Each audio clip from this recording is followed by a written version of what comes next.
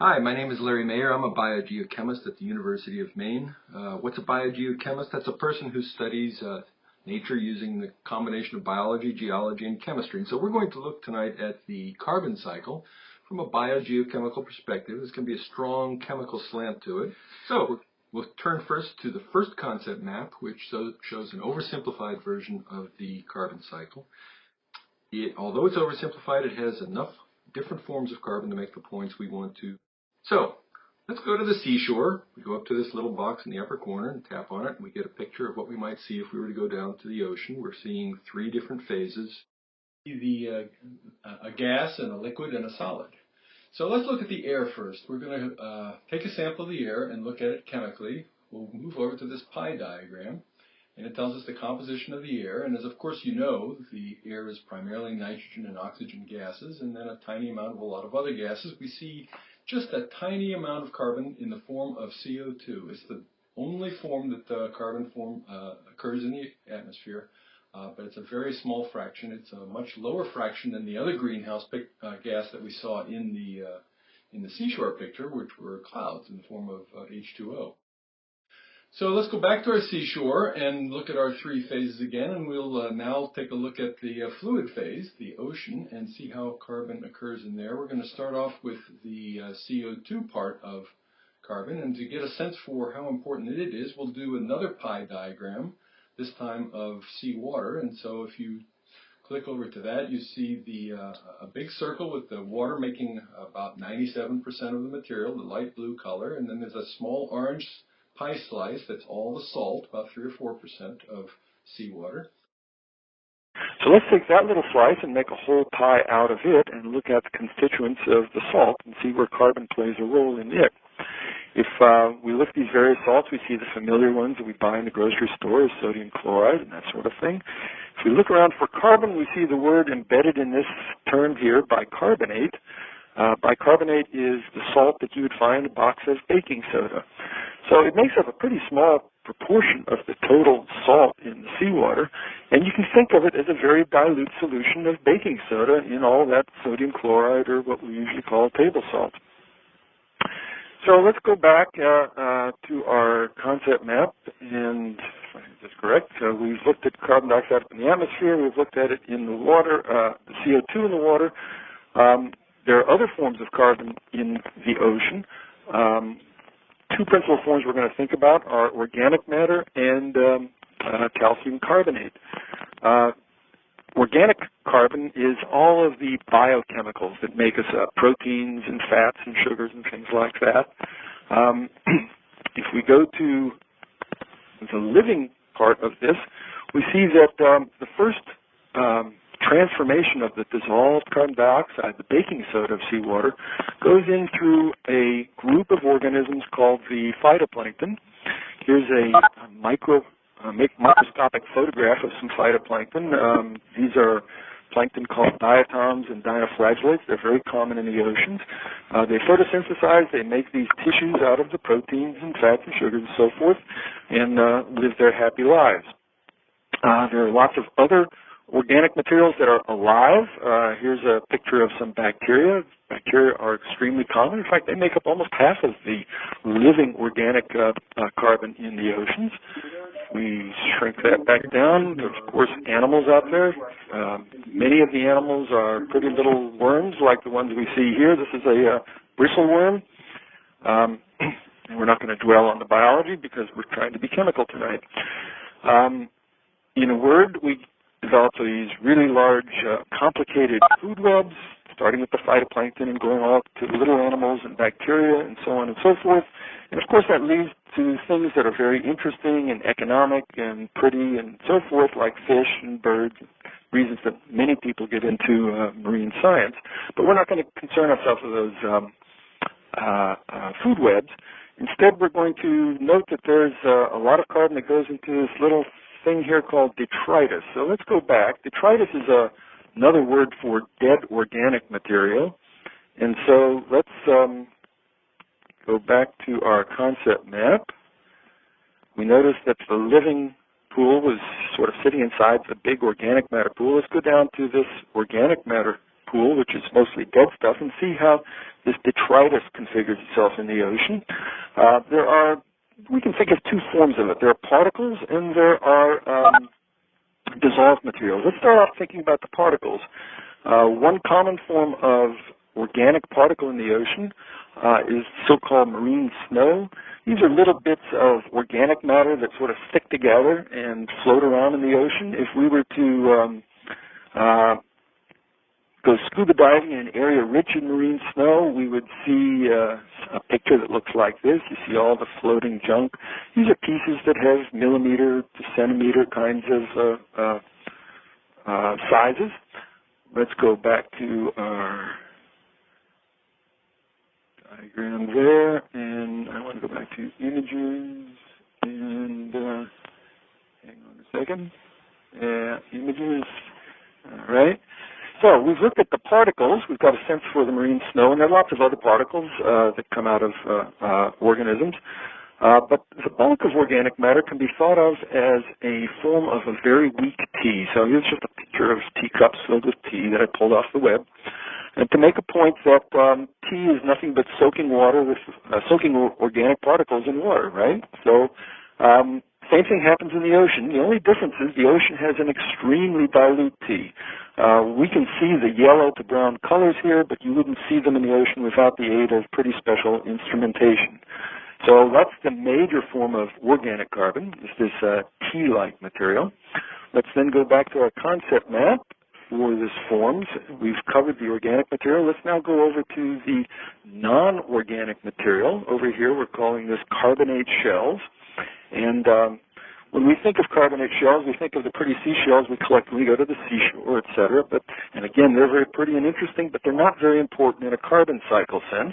The really important ones are associated with the very tiny organisms. And so here's a picture of some shells of an alga called a coccolithophorid, which makes these little platelets shaped like turban blades, which serve a number of functions for that plant material. Another organism that makes calcium carbonate shells, the inorganic form, are called foraminifera. Here's some pictures of forams from different parts of the ocean. This is also calcium carbonate, but in a very different physical form, and but you find them in all the oceans. So we've looked at both the organic and the inorganic kinds of carbon that are floating around in the ocean. Let's go down to the sediments. You remember in the picture we had some sediments that had been popped out of the ocean. Those were those white cliffs. Let's go down to this sediment carbon box. In the sediments, we again have two forms of carbon, the organic and the inorganic, the biochemicals and the shell kinds of materials. When we think of the organics, you're probably tempted to think of oil. That's in the news lately for many reasons, obviously. And there is a lot of oil down in sediments and the rocks that come from the sediments, but it makes up a pretty small fraction of the organic matter in marine sediments. Actually, most organic matter is extremely dilute. It's present as really tiny molecular-sized blobs stuck to mineral grains, and you just can't see it. So that's the organic material. The inorganic material, we can just take a close-up of that white cliffs of Dover that we saw before. You can see the layerings of the sediments. These are nothing but shells of those organisms that we saw up in the water column, things like the coccoliths and the forams and so forth. So let's return there, and now we've identified the cast of characters. What we'd like to do next, which one does in any scientific investigation, is to go back, is to start to quantify the relative amounts of material in these different forms. And so to do that, we're going to go to the next concept map that has the same bubbles, as you see, but we're now quantifying the carbon sitting in each of those pools. This is what we call an inventory, or more formally, a standing stock. We're not going to go through these numbers in any kind of detail. What I'd like for you to do is scan the green numbers. They're all in units of gigatons of carbon. A gigaton is 1 billion tons. You know what a ton is. That's roughly what a small car weighs. So we have billions of small cars worth of carbon in various forms. We see that up in the atmosphere, there are hundreds of gigatons. In the ocean, total, if you add up all these green numbers, there are maybe tens of thousands of gigatons. In other words, quite a bit more, 50 times more than up in the atmosphere. The ocean has much more carbon in the atmosphere. And if we now go down to the sediments, we see that there's another 250 or so fold higher amount of, larger amount of carbon. 100 million gigatons of carbon sitting in the sediments. If we look at that sedimentary carbon in a little bit more detail, we see that about 4/5 of it is present at those shelly materials that we saw in the cliffs, and about 20% of it is present as those organic molecules that the critters made their tissues out of.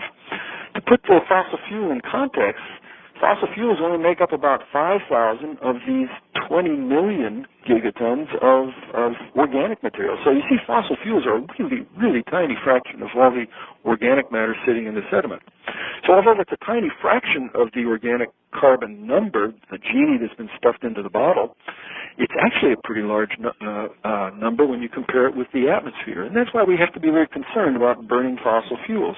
We have a potential gas tank with 5,000 gigatons in it, and we have an atmosphere that has less than 1,000 gigatons in it. You don't have to burn a very big fraction of all those fossil fuels before you start making a big dent in the atmospheric composition.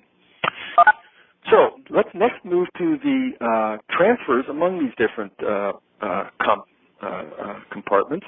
We go to the next version of this same concept map, and we have what we call fluxes or transfers among these compartments. We're going to look at these fluxes with units of gigatons per year. So this is how many gigatons move between these different bubbles.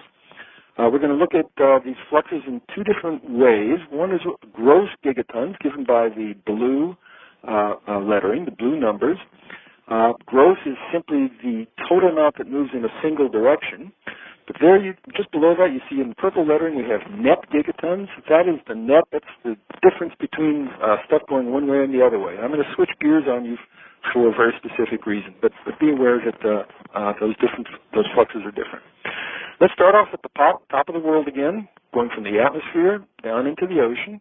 You see that we remove a little bit more than 10% of the CO2 in the atmosphere down into the ocean each year. That's quite a bit. That means that 1/10 of the atmosphere, more than 1/10 of the atmospheric CO2 enters the ocean each year. But if you look at the return arrow, you see that almost exactly the same amount goes back. The system is very well balanced. The ocean is breathing in a lot of CO2 during the year and then breathing it right back out again. Let's see why that happens.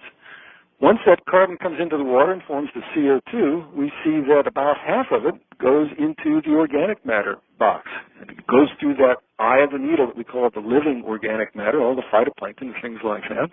But once again, I draw your attention to the fact that the gross flux in is about equal to the gross flux out. So in other words, all that stuff that's growing during the year is being respired during the same year, at least the same amount is, and we have a system relatively in balance. That's that uptake and respiration. You see the same thing on your lawn. Your grass grows, but you don't see it the following year. It's been respired by the following year.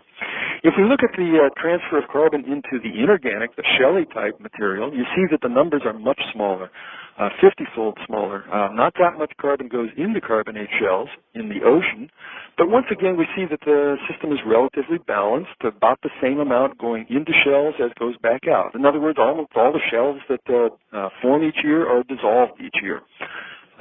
System nicely in balance. Let's next go down and look at the carbon that's raining down into the sediments. That's an interesting topic to study. We have a little video here that sort of conveys what's happening in a dynamic sense. We have here the surface of the ocean. Let's raise that carbon going into the surface ocean, plants forming, and so on and so forth. And from those plants, you see all these particles forming, and they start to rain down, and they're going on down to the bottom of the ocean, slowly settling. They're going to land on the bottom. A lot of them are going to be respired down there, but some of them are going to be buried. We'd like to be able to measure that material, and the way the scientists deal with that is to go out on ships and deploy what you can think of as fancy trash cans. So here we have some oceanographers on a ship putting what's called a sediment trap out over the back. It's just a big bucket, essentially, that gets put down into the water column. There are lots of different designs of these sediment traps, and they're different places. Sometimes they're suspended from the surface, sometimes from the bottom, sometimes they just drift around. And that's how we get measurements of that flux, that downward settling of material that goes down to the bottom of the ocean. To go back to the concept map and look at the fluxes, we see that the net flux of carbon here is much smaller than these net fluxes that we saw among the compartments up high. We're getting numbers much less than 1, comparable with numbers up in the tens or 1 or so here. Also notice that a lot more carbonate material gets deposited than organic material. Well, that makes sense if you think about it. You have a meal and you eat an animal with some skeletal parts on it. You digest the tissues, but you throw the skeletal parts in the dump. And the ocean is doing the same thing. It's just throwing the skeletons away. So all that carbon is going into the sediments, and that ratio kind of explains why we have mostly mineral carbon in the sediments rather than organic carbon. Okay, well, we can use these numbers, the fact that they're balanced, to calculate an interesting term called a residence time, which is basically the amount of time that carbon would spend in any of these different compartments. Let's think about what a residence time would be. Let's say you bought an iPod, and it contained, it could hold, say, 100 songs. So you fill it up, you've got 100 songs on your iPod, but each week you find a new tune that you'd like to load onto the machine, and so you load it on, but of course you have to get rid of one. So you've got a system a lot like these compartments, equal number going in as go out. You can calculate the average time one of your tunes is on the iPod by taking the total number of tunes, 100, and dividing it by the rate at which the tunes go in, which is 1 per week. So 100 divided by 1 per week equals 100 weeks. Each tune spends about 100 weeks in your iPod. Well, let's do the same thing for carbon in these various compartments. We go on to our next concept map. We're looking at residence times in the red italic numbers. These are in units of years. I've written down the gigatons as well, so you don't have to remember all those numbers. Let's just look quickly at the orders of magnitude. Carbon in the atmosphere spends only a few years, not very long. The carbon dioxide that you're exhaling right now will spend a few years before the ocean takes it up. Once the ocean takes it up, it's going to spend a few centuries in the ocean overall. But if we divide the ocean into a surface part of the ocean and a deep part of the ocean, we see that there are very different residence times in those two compartments. The upper part of the ocean, the top few 100 meters or so, has a residence time of carbon that's roughly the same as the atmosphere. It's only when you get carbon down into the deep part of the system that you get a longer residence time. And that's why people who are trying to sequester carbon typically put that carbon into, try and inject it into the deep water. Let me see if I temporarily forgotten where I put this. Yeah, here we have an image of some of the methods that people are thinking about using to sequester carbon in the ocean, where they would take carbon out of smokestacks and pump it into the deep sea and take advantage of those century-long residence times. Okay, so going back to our concept map, we have century-long residence times there. Let's look at the organic forms. The living material has a very short residence time, about a month. In other words, all that plant material and bacteria and so forth don't live very long before they get turned back to carbon dioxide. But once they become the humus of the sea, that dissolved tea material that we talked about, or those particles, the residence time goes up enormously, up to thousands of years. It's only that small flux that gets down into the sediment that really stays for a long time. And if you look at the residence time of carbon in the sediments, we're up to 150 million years, a huge amount of time. In other words, the average time carbon is spent in sediments is about time since the dinosaurs lived on the surface of the Earth. It's been there a whole long time. And that gives us a sense for how slowly it took the ocean to stuff that carbon genie into the bottle of the sediments. So to sum up, since I think we're about at the end of our 20 minutes, let's go to a summary slide that makes many of these points. We have a small amount of carbon up in the top of the system, up in the sky, and up in the surface ocean, which cycles very efficiently via these yellow arrows that go down and up in roughly equal size, and they cycle very efficiently during the year, bringing back as much as they take down. And each year, only a small fraction of material gets leaked out of that efficient cycle to dribble down into the sediments and slowly accumulate over those tens of millions of years to form that huge genie in the bottle. So that gives you a sense for the types of material, the fluxes, and the times they spend in these various things, various compartments. At the same time, we've developed some concepts that your students might find useful, if for nothing else than managing tunes on their iPod. So I'll stop there, and if you have any questions, be happy to try and answer them. Okay, I'm going to take a moment and unmute the field while you all think of questions for Larry. Thank you very much, Larry. Hold on just a moment, and I will unmute everyone. Unmute all. Okay, does anyone have any questions for Larry? One comment. Wow. Did you make that whole concept map thing there? Excuse me? Who built that concept map? The team here at COSI. We all did. We all worked on it. Carla and Medea and Annette and myself. It's a team effort. They're getting echo. It's a good one. Later. Thank you very much. We can use that. That's online, and we could get to that. Sure. Yep. Absolutely. Right. So are we? Yes. And at the end of this webinar, I will actually show you guys exactly how to get this map, this series of maps, and also that information will be emailed to you guys as well. All right. Are there additional questions for Larry? Yeah, there's one in the chat box from Michael Connor. If everything is in balance but the raining carbon, how do we get net deposition in the purple line? And where is it coming from? And is there a mechanism for release from the sediments? And can you talk about this in terms of plans to fertilize places that are nutrient poor for plankton growth and carbon sequestration? Okay, well, we have several questions there. Let me answer them. First of all, let me emphasize that these numbers are very approximate. They're gathered from many different sources. If you look around the web, you'll see different versions of these numbers no matter where you look, and from fairly reputable organizations. We don't know these numbers exactly. And what that means is that the net numbers are tough to calculate from the gross fluxes. I'm trying to stress the approximate balance of these gross fluxes in the upper part of the water column simply to make the point that we can make these residence time calculations when you have approximate balance. The very small leakage that you get out the bottom, these net fluxes into the sediments, are things that you can measure using combinations of sediment traps and studies of the sediment themselves. You can study the gross fluxes and try and subtract them, but you'd never get a terribly good number. There are other more geological ways of getting at that net flux that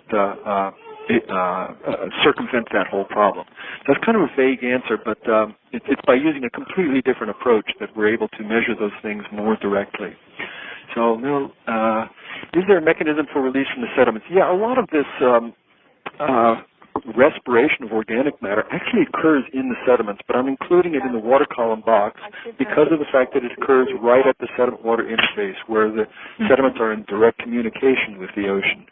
So especially in shallow waters where the particles don't have very far to fall, a lot of this gross flux of particles down to the bottom gets respired very quickly on the bottom, and the carbon dioxide goes right back into the atmosphere. Let me get to the next part of the question. Talk about this in terms of plans to fertilize places that are nutrient poor. Well, nutrient poor is also a complicated issue. People are talking about fertilizing places that are nutrient rich with respect to some nutrients, but nutrient poor with respect to a single nutrient. And so they're talking about adding that one single nutrient. Those are typically places that have deep ocean because you want to get the carbon into the deep sea. And so a lot of these iron fertilization plans that you read about occur in deep ocean because it wouldn't help you to do it in a shallow area where the stuff would just get respired very quickly at the sediment-water interface. So has there been a documented increase of carbon in the deep sediment? No, you can't see that. The natural fluxes are too great in the carbon burial to see a global increase. We can see it in local terms in estuaries and nearshore places where we have a lot of organic enrichment due to nutrient fertilization, eutrophication in places like the Mississippi. Sometimes you can see some increase in burials there, but it's very tough to extrapolate that to global scale, and that's a big problem in carbon cycle questions. All measurements are local, and the questions are global. Thanks, Larry. Certainly. Any other questions? There's one more in the chat box that asks whether or not it's possible to dissolve carbon monoxide and whether or not carbon monoxide is ever found in the ocean. Yes, it is. It's present in very trace amounts. It results primarily from certain bacteria that release carbon monoxide as a kind of it's called an intermediary metabolite. It's something that they haven't either fully oxidized or fully reduced on its way to something else, and they simply get rid of it. So you find that where you have certain kinds of bacteria living, it is dissolved, but its concentration is extremely small, and it tends to equilibrate with the atmosphere. And there are other bacteria who make a living eating the stuff. So it doesn't last all that long. And there is another one in the chat box from Peter. How much of the 5,000 gigatons of fossil fuel in sediments is methane hydrate? Oh, good question. Stump the professor. I don't know. I've forgotten that number. I'm guessing it's not, I'm pretty sure it's not a major amount, but it's pretty significant, and it has a lot of countries very interested in that source. Of course, if you've read about the methane hydrate business, it has its own environmental risks, which are completely different than greenhouse issues, although it does involve greenhouse problems as well. But I don't know those relative numbers. I would guess that relative to the 5,000 gigatons we saw, it's probably less than 1,000, but I'm not positive of that. Okay. And Margaret asks, how does ocean acidification impact your concept map? Well, that's another good question. I didn't have time to get into ocean acidification. To the extent that the surface part of the ocean takes on extra carbon dioxide, and it is taking on extra carbon dioxide, we're pretty sure of that, then you are going to drop the pH a little bit, and the first really accurate measurements are starting to show some decrease in pH in those surface waters. Those decreases are pretty small, less than 1/10 of a pH unit, down in the hundredths of pH units, but they are measurable with careful electrode work and computer models. There are a lot of people who are getting very interested in assessing what those effects are now, whether they influence the ability of organisms to make a living for various reasons. It will probably have an effect on their ability to make those carbonate shells, but it also has an effect on some of their tissue physiology, their ability to respire and eat and all those other things. Mm-hmm. How are we doing, Carla? Do we have time for one more question in the chat box here? Yeah, I think one more may be good. Okay. But we're pretty good on time. Okay. So Susan Richmond asks, where do you think the most research emphasis is going to go in terms of carbon sequestration, pumping CO2 into deep water, ocean fertilization, or something else? Probably the bulk of the money is going into land-based sequestration, injecting carbon dioxide into deep rocks, because that's a place you can look at it pretty carefully. The iron fertilization business has had a fair amount of funding in the last few years, but it's hard to tell where that's going to go. The deep ocean sequestration resulting from direct injection either into the water to make dissolved carbon dioxide, or, as it turns out, carbon dioxide at the bottom of the deep sea will form a liquid. So you get liquid CO2, and people are talking about making liquid CO2 lakes at the bottom of the ocean. There's some money going into that. I don't know the relative amounts of money. I suspect that again, the bulk of the money in the oceans business is going to direct injection into the sediments themselves, and there are already projects underway in places like Norway to directly inject CO2 into things like old salt deposits and old oil deposit formations and hang it up there. And there's so much less risk of that stuff causing harm to the ocean itself that I suspect that's one of the more attractive options at this time.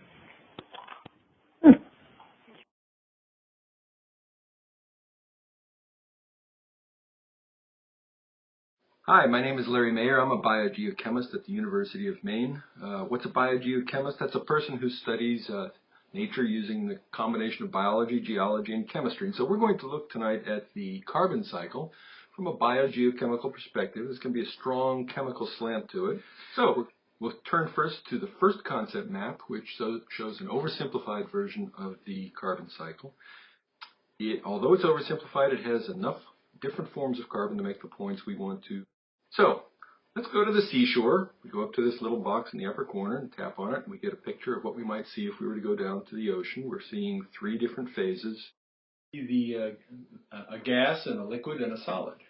So let's look at the air first. We're going to take a sample of the air and look at it chemically. We'll move over to this pie diagram, and it tells us the composition of the air. And as of course you know, the air is primarily nitrogen and oxygen gases, and then a tiny amount of a lot of other gases. We see just a tiny amount of carbon in the form of CO2. It's the only form that carbon occurs in the atmosphere, but it's a very small fraction. It's a much lower fraction than the other greenhouse gas that we saw in the seashore picture, which were clouds in the form of H2O.